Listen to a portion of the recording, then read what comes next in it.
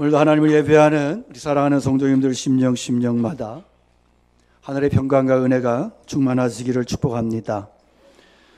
교회의 존재 목적은 예수 그리스도의 십자가를 증거하는 증인으로서의 사명을 감당하는 것입니다.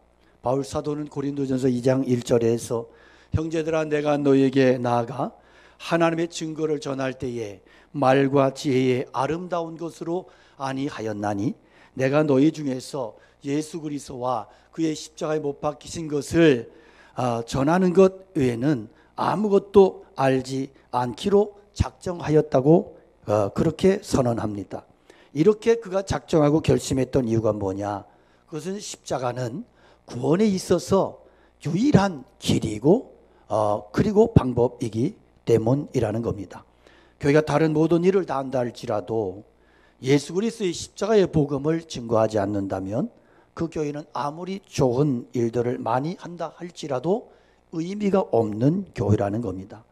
그런데 오늘 우리의 주변을 보면 십자가의 복음을 뒤로 하고 웰빙, 행복, 건강, 상담, 심리, 치유 이런 엉뚱한 그런 일들 주제를 가지고 그런 것들을 내용으로 흥분하는 많은 교회들이 있습니다. 존 스타트 목사님 이후에 최고의 복음주의 신학자로 일컬어지는 앨리스터 맥그라스라고 하는 분은 이런 현상들에 대해서 주택보조금의 신학이라고 명명합니다. 교회가 가장 중요한 십자가의 복음을 내팽개치고 비본질적인 복음이 아닌 사회사업이나 인본주의, 신앙, 구제, 약자를 위한 배려 이런 것들에 열을 올리면서 정작 십자가 구원의 복음에 대해서는 도외시하는 현상들에 대해서 그렇게 표현한 것입니다. 예수 그리스도의 피 묻은 십자가의 복음이 증거하는 것이 그 복음을 증거하는 것이 그 복음을 전하고 그것을 위해서 존재하는 것이 바로 교회의 본질임을 기억하라는 것입니다. 물론 교회가 구제하고 사회사업하고 약자에 대한 배려도 하고 다 해야죠. 그렇지만 그런 것들은 복음이 아니고 부수적인 것이다. 본질은 뭐냐? 십자가의 복음을 선포하고 구원의 복음을 증거하는 데 있다는 것입니다. 오늘날 우리가 교회에서 흔히 보게 되는 경향이 뭐냐? 설교에서 목회자들의 설교에서 죄에 대한 책망과 지적이 점점 사라지고 있다는 거예요. 그 십자가 보혈의 능력, 보혈의 구원의 능력과 죄에 대한 책망과 회개와 이런 구원의 복음의 본질적인 주제들을 사람들이 별로 좋아하지 않는다는 거예요. 은사나 치유나 위로나 이런 말만은 너무너무 좋아하고 보혈, 피, 십자가, 죄, 심판 이런 이야기 나오면 얼굴 찡그리면서 야만적인 가르침을 듣고 있는 것처럼 그렇게 반응을 한다는 거예요. 이게 바로 바울 사도께서 당시에 고린도 교회에서 보았던 그런 문제들과 비슷한 현상이라는 겁니다. 그러나 여러분, 십자가가 죽으면 기독교는 죽고 하나님의 능력은 역사할 수 없다는 것입니다. 지성과 이성이 복음을 경멸하는 이유가 뭐냐? 십자가의 도가 멸망하는 사람들에게는 미련한 것이고 구원을 얻는 우리들에게는 하나님의 능력이라고 선언하고 주장하기 때문입니다. 여기서 바울 사도는 현재 분사형을 쓰는데요. 그러니까 이 고린도전서 1장 18절을 정확하게 번역하면 십자가의 도가 멸망을 향하여 달려가고 있는 사람들에게는 미련한 것이고 현재 구원을 얻고 있는 우리들에게는 하나님의 능력이다. 이렇게 번역하는 것이 정확한 번역이에요. 그러니까 결국 멸망의 위치에 서 있는 자의 눈에는 십자가의 도가 복음이 아주 미련스럽게 보여진다는. 그러나 반대로 구원의 자리에 서 있는 자들에게는 십자가보다 더 큰 은혜가 없고 감동이 없더라는 거죠. 그러면 멸망의 위치에 있는 자들에게는 왜 이렇게 십자가의 복음이 미련하게 보일까요? 그것은 이성적으로 생각해 보면 십자가 위에도 구원에 있어서는 많은 길이 있을 것 같은데, 많은 방법이 있을 것 같은데 오직 십자가밖에는 구원의 길이 없다고 그렇게 고집을 쓰니까, 그렇게 주장하니까 그렇게 보이더라는 거예요. 한마디로 십자가만이 구원의 유일성이라는 주장은 미련하고 한심한 주장이라는 것이 이성적인 지성을 주장하는 사람들의 판단이고 주장이라는 것입니다. 여기서 십자가의 도라고 하는 게 뭘까요?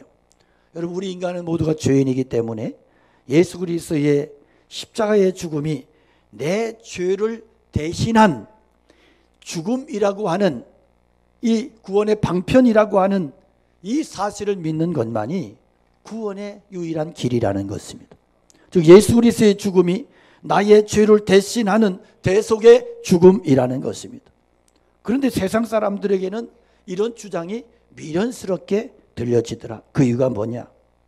이것은 진정한 인간의 본질과 정면으로 배치될 뿐 아니라 완전히 부정하는 것이기 때문입니다. 사람들은 물론 자신들이 부족하다는 거 알아요. 불완전한 것도 인정해요. 그래서 모두가 완전해지려고 애를 씁니다. 그런데 무엇을 통해서 자꾸 완전해지려고 해요? 하나의 방법은 지식을 더 많이 갖는 거죠. 무식하니까 어리석게 썩고 잘 분별하지 못하고, 그래서 더 많이 공부하고 더 많은 지식을 쌓고 소위 지성인이 되면 더 완전해질 수 있다고 믿는 거죠. 또 하나는 경험을 통해서, 이렇게 더 많은 경험과 숙달을 통해서 완전해질 수 있다고 생각합니다. 또 어떤 사람들은 수양을 통해서 더 완전해질 수 있다고 그렇게 생각합니다. 자, 이 모든 입장 이야기하는 게 뭐예요? 아직 인간은 그렇게 절망적이지 않다는 거죠. 물론 현재 모순이 없는 건 아니지만 열심히 노력하고 훈련해서 모순을 하나씩 제거하다 보면 언젠가는 완전한 존재가 될 수 있다, 이런 식입니다. 그런데 십자가의 도가 말씀하고 주장하는 뭐예요? 그것은 불가능하다. 인간은 전적으로 부패했기 때문에 이런 노력들은 아무런 구원에 이를 수 있는 방법이 될 수 없다는 거죠. 인간은 철저하게 부패했고 철저하게 썩었기 때문에 인간 자신으로서는 아무런 가능성이 없고, 오직 예수 그리스도의 십자가의 보혈만이 우리를 구원하시고 살리는 능력이 된다는 것입니다. 여러분, 아무리 교회 오래 다녀도 예수님의 십자가가 오늘 나에게 어떤 의미인가, 이것을 깊이 깨닫지 못하고 믿지 못하는 신앙은 마치 얕은 물가에서 노는 어린아이 같은 거예요. 불안한 신앙이에요. 이 신앙은 늘 흔들려요. 그래서 조그만 파도가, 물결이 밀려와도 공포스럽고, 그래서 막 울부짖는 어린아이 같은 신앙. 그래서 살면서 세상을 살아가면서 이런저런 일에 치면서 맨날 시험에 빠지고, 그리고 신앙을 포기하고 맨날 왔다 갔다 하는, 이게 예수님의 십자가의 복음이 가슴에 없으면 누구라도 이런 상태에서 헤어나지를 못해요. 예수는 믿지만 십자가의 능력을 모르는 신자는 초라한 신자인 것입니다. 그러나 구원을 받은 사람에게는 구원의 은혜를 경험하고 그 구원의 능력을 확신하는 성도에게는 이 십자가는 하나님의 강력한 큰 능력이 되는 것입니다. 십자가의 능력은 먼저 우리의 죄 문제를 해결하는 거예요. 십자가의 도가 멸망하는 자들에게는 미련한 것이요 구원을 얻는 우리에게는 하나님의 능력이 된다. 바울 사도는 고린도 교회 성도들에게 뭘 말씀해요? 너희들이 구원 얻은 것이 너희의 지혜로, 노력으로, 너희의 잘남으로 되는 것이 아니라는 거죠. 고린도 교회의 문제점은 분열과 갈등이었습니다. 그 이유가 뭐냐? 고린도 교회는 굉장히 잘난 사람들도 있었고 은사가 많았던 교회고 은사로 탁월했던 사람들도 있었고 또 그 도시가 상업적이었고 그래서 여러 가지로 복잡한 그런 상황이었습니다. 그런데 사람들이 교회에 들어와 가지고 예수님의 십자가의 은혜의 복음에 감사하고 감격하고 그 은혜를 찬송하며 사는 게 아니고 자기들의 잘난 것을 자랑하는 거예요. 은사를 자랑하고 그리고 자기들의 어떤 가진 것을 자랑하고 이러면서 자기들끼리 파당이 일어나고 분열을 하는 거예요. 교회가 이렇게 되면 안 되는 거죠. 교회가 이런저런 일로 하나의 공동체로 가야 되는데 어떤 사람들끼리 몇 명이 모여가지고 우리는 기도 모임을 만들자, 우리는 등산 모임을 만들자, 우리는 친목하는 어떤 모임을 만들자, 우리는 노인네 모임을 만들고 젊은이 모임을 만들고 이러면서 분열하고 분열했던 교회가 고린도 교회인 거예요. 그래서 교회가 이렇게 가면 곤란한 거예요. 이렇게 가면 문제가 생기는 거예요. 왜 이렇게 되느냐? 교회 속에 구원의 공동체라고 하는 이 커뮤니티가 깨져버리니까 십자가의 은혜와 능력이라고 하는 이 강력한 이 주제와 핵심에서 벗어나니까 서로가 이런 주제 저런 주제를 가지고 갈라치기 하고 싸우고 분열하고 흩어지더라는 거예요. 그래서 바울 사도가 강조하는 게 뭐예요? 너희가 구원 얻은 것은, 너희의 구원은 너희의 노력으로, 지혜로, 은사로 이런 걸로 되는 것이 아니고, 재능으로 되는 것이 아니고, 가진 것으로 되는 것이 아니라 오직 예수 그리스도의 십자가, 그 십자가라고 하는 그 방법을 통해서만이 우리의 구원이 성취되고 이루어진다고 하는 것을 말씀하는 것입니다. 그러면 구체적으로 십자가가 뭐냐? 이 십자가는 우리의 죄의 문제를 끝장냈다는 것입니다. 성경이 우리에게 뭐라고 말씀해요? 로마서 3장 10절에 보면 기록된 바 의인은 없나니 하나도 없으며 깨닫는 자도 없고 하나님을 찾는 자도 없고 다 치우쳐 함께 무익하게 되고 선을 행하는 자는 없나니 하나도 없도다. 이게 무슨 얘기예요? 인간은 완전히 썩고 부패했기 때문에 인간 자체로서는 아무런 가능성이 없다. 모든 인간은 하나님 앞에서 무능한 무력한 부패한 죄인이로, 인간은 죄인으로 태어나서 죄짓고 죄의 종으로 살다가 죄의 값으로 멸망당하는 존재인 것입니다. 이게 보편적인 인간의 운명이에요. 아무리 하나님 찾지 않고 아무도 하나님을 찾지 않고 의인도 없으며 자신들이 죄인인지도 알지 못한 채 그런 인간들에게 하나님께서는 십자가라고 하는 방법으로 우리의 모든 죄의 문제를 처리하시고 구원해 주셨다는 것입니다. 왜냐하면 십자가가 아니고서는 그 누구도 죄의 세력, 죄의 권세를 쳐부술 수 없고 깨뜨릴 수 없고 우리의 죄의 문제를 영원히 해결할 수 없기 때문인 것입니다. 여러분, 인간의 가장 큰 문제가 어떤 문제예요? 우리는 뭐 돈의 문제, 실력의 문제, 능력의 문제가 아니고 인간의 가장 큰 심각한 본질적인 문제는 죄의 문제예요.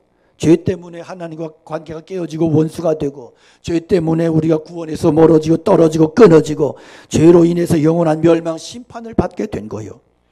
그렇게 행복하던 부부도 부부 사이에 죄가 들어오면, 죄가 쳐들어오면 관계 깨어지고 파탄이 나는 거예요. 예수님께서 이 문제를 어떻게 해결해 주셨느냐? 세례 요한이 예수님을 향해 외칩니다. 보라, 세상 죄를 지고 가는 하나님의 어린 양이로다. 세상의 모든 죄를 짊어지시고 십자가에서 어린 양 대속의 죽음을 죽으신 예수 그리스도를 바라보면서 세례 요한이 그렇게 외쳤던 것입니다. 예수님께서는 우리 인간의 힘으로 해결할 수 없는 죄 문제를 해결해 주시기 위해서 대속의 어린 양으로 십자가에 돌아가셨습니다. 십자가에서 모든 죄를 처리하셨습니다. 그런데 실은 이 이야기는 우리가 이성적으로 생각하면 100번 들어도 이해가 되지 않고 납득하지 않는 얘기요. 어떻게 하나님이 인간의 몸을 입고 이 땅에 오셔서 십자가에 달려 죽으셨는지 인간의 이성으로 지성으로는 전혀 이해가 되지 않습니다. 그래서 이 십자가가 죄로 인해서 영원히 심판받고 멸망을 향해 가고 있는 그런 사람들에게는 한없이 미련한 이야기로 들리지만, 그런데 이 모든 것을, 이성을 내가 내려놓고 하나님 앞에 십자가의 은혜를 내가 받아들이고 의지적으로 결단하고 성령 안에서 이 구원을 내가 받아들일 때 그 사람에게는 하나님의 강력한 능력이 되는 것입니다. 내 능력이 아닌 거예요. 내 실력이 아닌 거예요.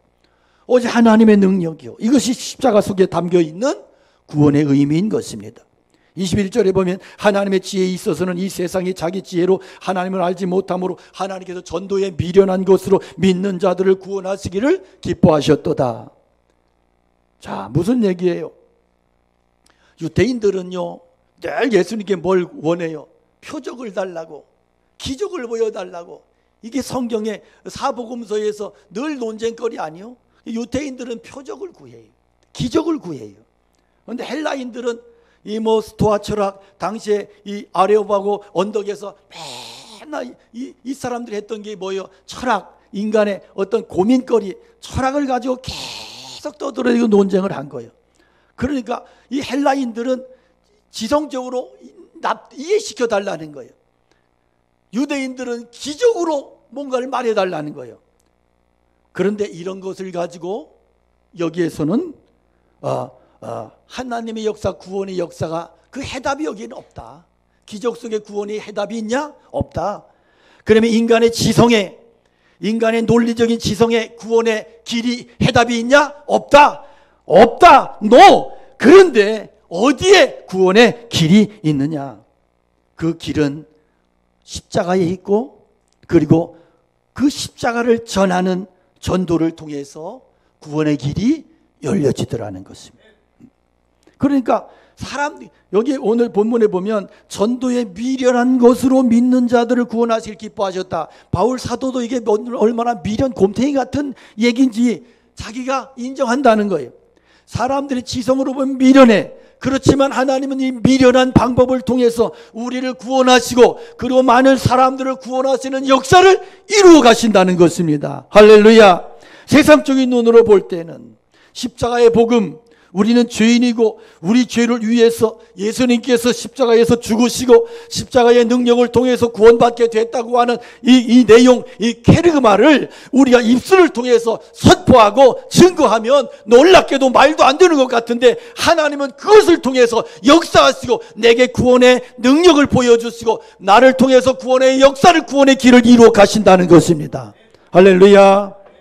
하나님의 은혜를 경험한 자는 언제나 자기 자신이 하나님 앞에 철저한 죄인임을 고백합니다. 이것은 공통된 고백이에요. 죄가 많아서가 아니에요. 죄에 대한 깊은 깨달음이 임하기 때문이고, 그 깨달음 때문에 그래요. 하나님 앞에 그게 쓰임받았던 사람들의 공통점이 뭐예요? 모세가 그렇고, 다윗이 그렇고, 바울 사도가 그렇고, 베드로가 그렇고, 다 뭐라고 고백해요? 하나님 앞에 큰 죄인이고 용서받을 수 없는 죄인이고 무기력한 죄인이라고 그렇게 고백했던 사람들이요. 연세대 중앙도서관 옆에 백낙준 박사의 동상에 있는데, 이 백낙준 박사의 아버지 백사겸 씨는 맹인 점쟁이였습니다. 점을 잘 박아가지고 돈을 많이 벌었습니다. 아주 용한 점쟁이였어요. 근데 사람이 돈이 많아진 부패예요. 그래서 맹인 점쟁이 주제에 말이요, 첩을 데리고 살았습니다. 아들하고 본처를 버리고. 돈만 많으면 뭐 그냥 별짓 다. 그런데 어느 날 이 김재옥이라고 하는 사람이 이 사람 찾아가서 전도했어요. 당신의 영혼과 후손의 장래를 생각해서 점치는 생활 청산하고 예수 믿으라고. 그랬더니 막 저주하면서 이 김재옥 씨를 막 저주하면서 이 미친놈아 너나 믿어라 막 난리를 쳤어요. 그랬더니 이 김재옥 씨가 물러서지 않고, 당신 그렇게 살면 죽어 지옥 간다, 멸망받는다. 그래 너만 멸망하는 게 아니고 자식도 망한다. 그러니까 살고 싶으면 예수 믿어. 그러고 가버렸어요. 멋있어요. 요즘 이렇게 전담 안 돼요. 큰일 납니다. 또 막 괜히 은혜 받아가지고 또 옆집에 그러지 말아요. 그러는데 이게 이 백사겸 씨가 잠을 못 자는 거예요. 밤마다 막 이불만 두고 눕기만 하면 자식 멸망받을 지 그만두고 예수 믿고 천당 가라라라라라라라. 계속 그래가지고 견딜 수 없어가지고 목사님을 찾아가서 고민을 얘기했어요. 그랬더니 목사님 뭐라 그럴까? 교회 나오지 말라 그럴까? 기도해 주었어요. 그리고 예수 잘 믿도록 그렇게. 그래서 이 양반이 회개하고 예수를 믿기로 작정했는데 얼마나 목숨을 걸고 예수 믿는지 몰라. 그런데 제가 이전 교회에서 보면 아주 용한 점쟁이가 교회에 전도받고 이렇게 저희 교회 나왔는데요. 이 점쟁이는요, 영적으로 이렇게 완전히 인식 체계 속에 이런 영적인 것이 사로잡고 있어가지고 보통 예수를 열심히 믿으면 안 돼요. 그냥 겉다리 믿을 수 없어요. 왜냐하면 공격이 엄청 강해요. 그래서 막 기도하다가도 막 공격을 받고 예배드리다 공격을 받아. 그러니까 이 백사겸 씨가 목숨을 걸고 예수를 믿은 거예요. 그리고 자기가 그렇게 이 점쟁이지 돼서 돈 벌었던 것을 다 팔아가지고, 그래서 교회 짓는데 건축물로 몽땅 들여버리고 거지가 됐어요. 네. 그러니까 예수 믿으면, 그러니까 이런 분들은 이렇게 예수 믿지 않으면 헤어나지 못합니다. 그러니까 완전히 그냥 다 털어버린 거예요. 그러니까 선교사님이 보니까 너무 불쌍하잖아. 손가락만 빨고 있는 거라. 이게 선교사님이 그러니까 이 백씨 가족을 교회 사찰로 교회 청소하면서 이렇게 하도록 해주고, 그리고 그 아들 백낙준 씨를 미국으로 데려가서 유학을 시켜서 박사 학위를 받았어요. 그래서 이제 이 백낙준 씨가 연세대 돌아와서 연세대 교수를 거쳐서 연세대 초대 총장이 됐고, 그리고 나서 나중에 문교부 장관까지 한 거예요. 예수님 덕에. 여러분, 십자가로 구원받은 성도들이라면 우리 안에 어떤 고백이 있어야 되느냐? 십자가의 사랑에 대해서 감격하고, 그 은혜가 내 안에 있음에도 불구하고 죄와 타협하며 살았던 삶을 회개하고, 주님의 그 사랑의 눈물을, 그 사랑을 잊지 말고 날마다 내 자신의 죄인됨을 고백하며 하나님 앞에 정결함으로 거룩함으로 십자가의 거룩한 능력으로 매일매일의 삶을 구원의 은혜로 승리하는 삶을 살아갈 수 있도록 축복하여 달라고 기도하며 그런 고백 가지고 살아가는 믿음의 종들 되시기를 축복합니다. 또한 십자가의 능력은 어디에서 나타나느냐? 용서를 통해 나타난다. 예수님 마지막에 십자가상에서 그렇게 외쳤던 그 말씀이 뭐예요? 주님께서 십자가에 매달려서 고통 중에서 기도하시는데 가상칠언의 제1언이 뭐냐 하면, 아버지 저들의 죄를 사하여 주옵소서, 저들이 하는 짓을 알지 못합니다. 그렇게 기도하잖아요. 하나님의 아들이신 예수님께서 십자가의 고통 속에서 제일 먼저 거기에서 기도하셨던, 외치셨던 말씀이 뭐냐 하면 용서야, 용서. 그래서 우리의 신앙에 있어서, 신앙인에게 있어서 가장 중요한 핵심의 신앙의 그 내용이 뭐가 돼야 된다? 용서가 돼야 된다. 용서. 여러분, 용서하지 못하면 가장 먼저 누가 죽어요? 내가 죽어. 용서하지 못한 내가 죽어. 그래서 우리는 십자가를 붙들어야 되는 거예요. 할렐루야. 그 용서의 능력은 원수를 향해서 진가를 발휘해. 예수님을 십자가에 못 박은 자들은 예수님의 원수예요. 그러나 예수님은 그들의 용서를 위해 하나님께 기도하는 거예요. 여러분, 오늘 저와 여러분이 어떤 사람들이요? 하나님과 원수된 자들. 하나님의 아들이신 예수님은 십자가에서 이 모든 것을 담당하시고 나를 용서해 주셨어. 아버지, 저들의 죄를 용서해 주옵소서. 죄를 무력하게 만드시는 십자가 용서의 능력이 바로 예수 그리스도의 피 묻은 십자가 복음인 것입니다. 그래서 십자가의 복음을 끌어안고 사는 사람은 그의 삶을 통해 뭐가 나타난다? 용서가 나타난다. 여러분, 십자가의 능력은 용서의 능력이에요. 그런데 십자가 능력 체험하고 용서함 받은 우리가 매일 남 용서하기를 거부한다면 우리는 십자가 상에서 기도하신 예수님의 기도를 외면하는 것이고, 무리들과 합세해서 십자가상의 예수님을 조롱하는 삶을 살고 있다는 것을 기억하셔야 돼요. 당시 로마인들 중에는, 로마는 다 전쟁하고 사람을 죽이고 그러다 억울한 사람들이 많았어. 그러니까 이 억울한 사람들 중에는 증오의 신, 복수의 신을 섬기는 사람들도 많이 있었다 그래요. 그런데 그런 증오의 증오의 그런 어떤 그 분위기 속에 예수님의 십자가는 용서의 폭탄이 된 거예요. 그래서 이 용서의 능력과 은혜 받은 스데반이 여전히 그가 성령이 충만해서 돌에 맞아 죽어가면서 그가 기도하잖아. 주여, 이 죄를 저들에게 돌리지 마옵소서. 이게 복음의 진수예요, 여러분. 용서는 예수님의 성품이에요. 우리의 죄사함, 죄 문제가 해결된 사람인 것이 어떻게 나타나느냐? 우리의 삶에 용서가 있으면 그 사람은 십자가를 믿는 거요, 그 사람은 예수님의 사람인 거예요. 그런데 용서하지 못하고 신경질 내고 그냥 맨날 남 저주하고 불평하고 원망한다면 이 사람은 예수님의 사람 아닌 거예요. 여러분, 우리가 교회 열심히 나와요. 헌신도 하고 뭐 열심히 해요. 기도도 하고 전도도 하고 헌금도 하고.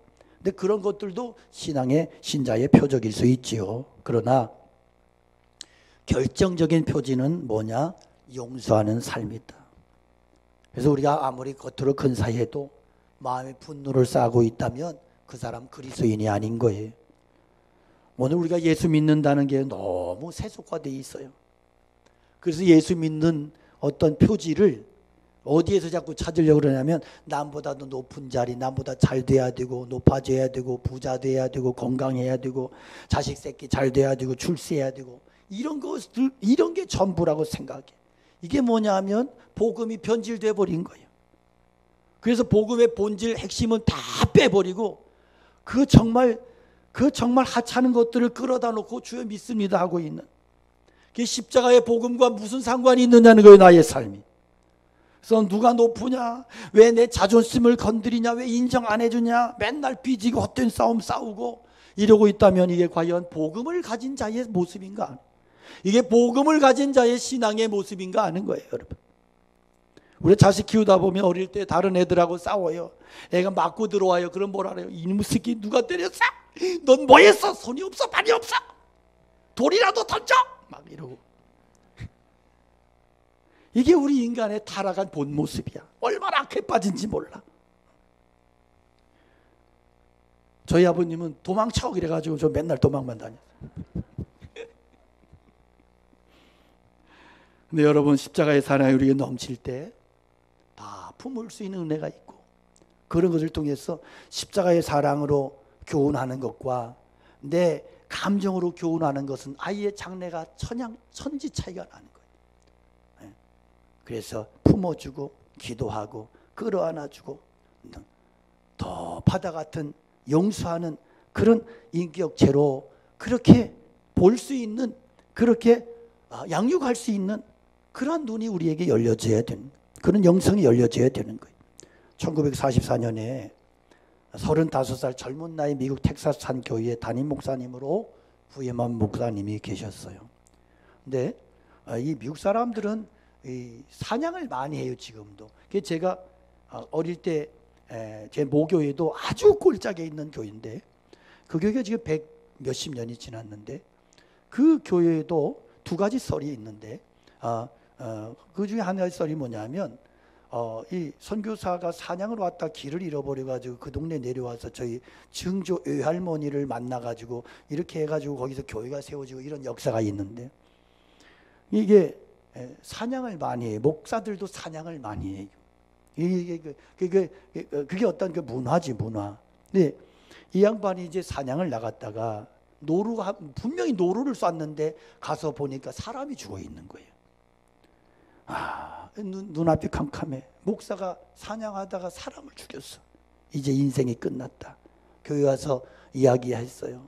교회가 소라 난리가 났어요. 죄책감에 못 이겨서 사임서를 쓰고 사직을 합니다. 그랬더니 거기서 전혀 예상치 못한 일이 벌어지는데, 성도들이 모여가지고 기도하면서 회를 하면서 뭐라 그러냐면, 아니 사람 죽인 목사님을 누가 받아주겠냐? 우리가 끌어안자. 이 목사님 갈 곳이 없지 않냐? 그렇다고 하나님 앞에 소명받고 사명받아서 이렇게 헌신했는데, 이 실수가 큰 실수했지만, 그렇지만 이것 우리가 받아주지 못한다면 목사님의 생애도 우리도 다 불행해지지 않겠나? 우리 한번 용서하자. 그래서 성도들이 이 목사님을 용서해 주었어. 그리고 목사님 어디 갈 생각하지 마시고 여기에서 계속해서 목회해 달라고. 그래서 이 목사님이 거기서 목회를 합니다. 이 목사님의 목회 철학이 뭐예요? 용서야, 용서. 그렇잖아. 얼마나 기가 막혀. 성도들이 용서를 해줬어. 그래서 이분이 미국에서 가장 큰 교회인 달라스 제1침례교회 담임 목사님으로서 책도 50권 넘게 쓰고 굉장히 영성이 깊었던 크리스웰 목사님이세요. 이분의 영향을 가장 많이 받았던 사람 중에 하나가 우리나라에 많이 알려진 세들백 처치 릭 워렌 목사님, 목적이 이끄는 40일 아시죠? 이 목사님, 이분의 영향을 받고 많은 제자들이, 훌륭한 목회자들이 탄생했어요. 이분이 2002년에 93세에 소천을 했는데, 평생에 교인들에게 받은 이 용서를 잊지 못하고 용서를 설교할 때마다 우셨어요. 그리고 실제로 자기의 삶, 모든 삶을 다 품어주고 용서하며 사셨어요. 여러분, 우리는 십자가상에서 이루신 예수님의 죄 용서함을 받은 사람들이요. 그 십자가의 능력은 결국 우리로 용서의 삶을 살게 하더라. 영혼의 성장은요, 용서하고 용서받는 삶을 통해서 성장합니다. 여러분, 내 심령 속에 응어리진 용서의 문제를 처리하지 못하는 순간부터 그의 영혼은 정지되고 그의 영성은 정치되고 더 이상 자라지 않습니다. 용서의 문이 열릴 때 축복의 문이 열립니다. 자신에게 믿음의 확신이 있으면 마음도 넓어지고 용서도 쉬워지는 거예요. 그래서 내가 자유하려면 십자가의 사랑을 힘입고 용서의 은혜를 구하고 용서의 사람으로 그렇게 세워질 수 있기를 축복합니다. 오늘 우리 마음을 아프게 하고 상처 주고 응어리지게 한 사람이 누굴까? 생각만 하면 떠오르는 사람. 그런데요, 그런 사람이 의외로 부모님인 경우가 많아요. 어떤 경우는 자식일 경우도 있어요. 남편이고 아내일 경우도 있어요. 여러분, 이런 문제로 인해서 내가 힘들고 괴롭고 어떻게 할 수 없을 때 어떻게 해야 되느냐? 능력의 십자가, 구원의 십자가, 나 같은 죄인 살리신 그 십자가를 바라볼 수 있기를 축복합니다. 나 같은 죄인을 다 품어주시고 용서하신 예수 그리스도를 바라볼 수 있기를 축복합니다. 주여, 내 미움과 분노를 다 없이 하여 주옵소서. 나는 원한의 포로에서, 분노의 포로에서 이제는 자유인이 되었음을 선언합니다. 지금부터 예수 그리스도 안에서 진정한 자유자가 되었음을 선포합니다. 놀라운 고백이 우리 가운데 넘칠 수 있기를 축복합니다. 그래서 날마다 오직 예수 그리스도의 십자가만을 자랑하고 증거하는 그 십자가의 능력 붙들고 매일매일의 삶에서 거룩한 구원의 자유자로 그렇게 살아가는 하나님의 사람들 되시기를 주님의 이름으로 축복합니다. 축복합니다. 우리 함께 찬양 올려드리겠습니다.